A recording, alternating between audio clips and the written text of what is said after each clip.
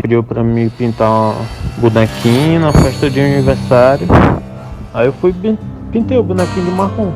Aí ela foi e pegou o papel e botou, me levou lá pra frente da sala e disse: olha, isso aqui é o exemplo de não fazer. Era pra ele fazer cor de pele. Ele foi e fez o boneco cor de bosta. E todos os meus colegas ficaram assim da minha cara. Teve um dia eu tava voltando de um jogo, eu e um amigo meu. Esse amigo meu é branco, ele tava na minha frente. Ele tava com roupa de jogo, eu tava com roupa normal, né? Que eu tirei a roupa de jogo lá e tal. Aí eu tava de bicicleta indo aqui. Aí eu parei, eu lembro que eu parei para atender o telefone, eu fui mexer na minha carteira. Aí ele foi um pouquinho mais na frente, né? Aí quando eu chego assim, que eu paro a bicicleta do lado dele, na mesma hora passou uma viatura. Aí eles pararam do meu lado e falaram: ei, mano, porque tu vai assaltar o pivete? Aí saíram da viatura, quase rasgaram minha camisa, puxaram minha camisa, né?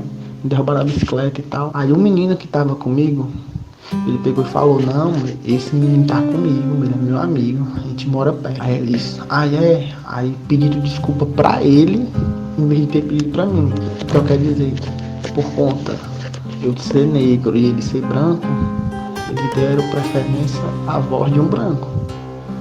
Hoje eu vejo que para você entender se você é negra ou negro na sociedade brasileira, é você se perceber dentro de uma situação de racismo, porque é assim que os negros são tratados aqui, infelizmente. Olham por onde você está andando, né? Observam você num shopping, observam você em lojas de classe média, né, alta. Então, a forma como você é visto, como você é notado nos espaços, é diferente. No Brasil, mais de 56% da população é negra, mas mesmo sendo maioria numérica, o brasileiro negro ainda é minoria.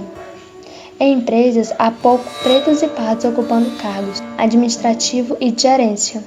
Na representação política, temos menos negros, seja deputado federal, deputado estadual ou vereador. A justiça brasileira é de maioria branca, tanto nas magistraturas quanto nos tribunais superiores. No Brasil, há mais negros do que brancos abaixo da linha da pobreza. O analfabetismo, mesmo em queda, ainda é maior entre os negros do que os brancos. Mesmo que a porcentagem de universitários negros tenha aumentado nos últimos anos, a taxa de alfabetização brasileira ainda é maior entre os jovens brancos do que os jovens negros. A violência é o dado mais triste. Em 2017, mais de 75% dos assassinatos do país vitimaram pessoas negras. No mesmo ano, cerca de 49,5 mil negros foram vítimas de homicídio. Em 2019, foram registrados até 61% de assassinatos de mulheres negras. A grande equação para tais resultados recebe o nome de racismo. Já é de senso comum interpretar tal palavra como algo ruim, mas não se engane, ele é mais comum do que pensa. A formação do povo brasileiro ela é baseada num sistema de hierarquia racial. Já começamos a história do país com o branco europeu dominando e oprimindo o povo negro e os povos indígenas. Essa ideia de hierarquia racial, onde o branco é superior aos povos negros e aos povos indígenas, ainda se mantém. É só quando a gente observa, por exemplo, o último relatório do IBGE sobre cor ou raça, que foi divulgado em 2019, no ano passado, que nos mostra que entre os mais ricos, os brancos são 70%. E entre os mais pobres, os negros, ou seja, as pessoas pretas e pardas, são 75%, né? E mesmo quando isso é diferente, quando pessoas negras ascendem socialmente, isso não resolve o problema. Mesmo quando nós atingimos os lugares de prestígio social, ou financeiro, ou econômico, político, continuamos sofrendo racismo. Como não lembrar dos inúmeros casos ocorridos contra jogadores de futebol, que são chamados de macacos, que jogam bananas para eles, né?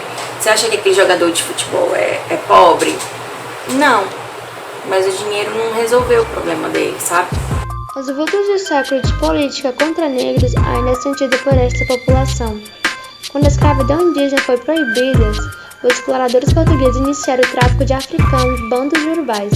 De 1555 até 1850, foram mais de 4 milhões de escravos traficados da África para o Brasil. Não bastou apenas a abolição da escravidão, pois estavam libertos, porém pobres. Durante a Primeira República, os negros aglomeraram na cidade em cortiços decadentes. Os caçadores mais e mais se juntavam até formarem as favelas. Na sociedade, o racismo não é uma doença ou algo que deu errado. Em uma sociedade, o racismo é sempre estrutural. Fica evidente, portanto, que o racismo não é uma questão pontual, não é comportamental. O racismo é algo que, se não tratado, compromete justamente tudo aquilo que nós dizemos lutar. Por exemplo, democracia, desenvolvimento econômico, possibilidade da gente expurgar a violência do nosso cotidiano, ou seja, o racismo é algo que se infiltra na vida social e que, se não tratado, leva ao aprofundamento das crises e compromete o futuro da humanidade. E eu tinha ido no shopping, em uma loja, comprar maquiagem. Mas eu não estava acreditando que eu ia comprar maquiagem, porque eles ficaram me perseguindo na loja. Na verdade, foi uma única vendedora. Em cada setorzinho que eu ia, eu vi ela me seguindo. Ela só parou de me seguir quando eu peguei meu cartão e falei, é no débito. Então, ela ou achou que eu ia assaltar porque eu tava de mochila, ou que eu não tinha dinheiro, não sei. Eu era pequenininho, tinha uns 9, 10 anos por aí. E antes, eu vivia no sol mesmo. Tanto que eu era bem queimadinho. Eu tava subindo na rua com a minha mãe. E eu tava sem camisa, né? Pequenininho, criança. Veio um pai com uma meninazinha. Aí ele pegou e falou assim, ó. Pensando bagunceira, que tu vai acabar se casando com ele aí, ó. Dessa cor aí. Pense numa casa. Imagine que o alicerce da casa representará o pensamento racista na história. Os pensamentos que estranham negros como médicos, juízes ou cientistas, por exemplo.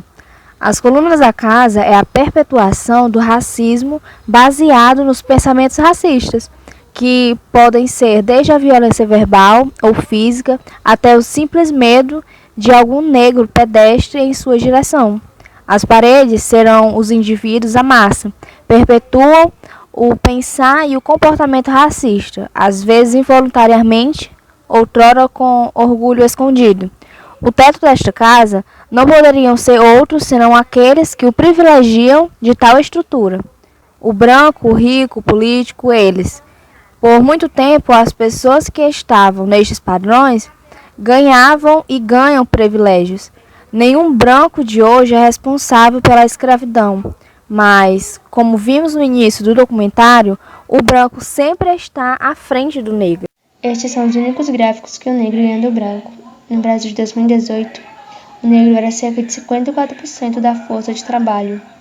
O número de desempregados ou subutilizados era de 10 e 12% maior. O presídio também é de maioria negra. Em 2017, o ministro da Justiça indiciou 61,6% de pretos e pardos presos. Reverter séculos de marginalidade é difícil, mas não é impossível. Se o racismo é aquela casa, as políticas de ação afirmativa são as reformas, e são muitas reformas para serem feitas. E uma solução para esse problema, olha, essa é uma pergunta de 1 milhão, né? Nós não sabemos, nós não temos certeza sobre o que poderia ser, né, a solução, mas a minha hipótese e a minha aposta é na educação, em uma educação antirracista. É tanto que é isso, né? É isso que eu faço, é o modo como eu tento contribuir para a luta antirracista, é justamente com a questão da educação. Né?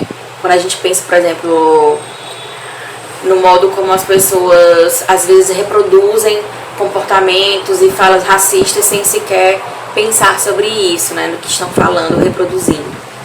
Não é impossível vencer o racismo. Essa complexidade social pode sim ser amenizada ou no futuro extinta. Cabe a nós combater o nosso preconceito e o preconceito dos outros. Trazer consciência aos afetados e aos praticantes do racismo é uma tarefa que cada um de nós pode fazer no dia a dia. Exigir que a sociedade lute contra o racismo por meio do Estado ou outras instituições é um direito e dever nosso. Deixo aqui uma pergunta. Você quer que a estrutura permaneça a mesma?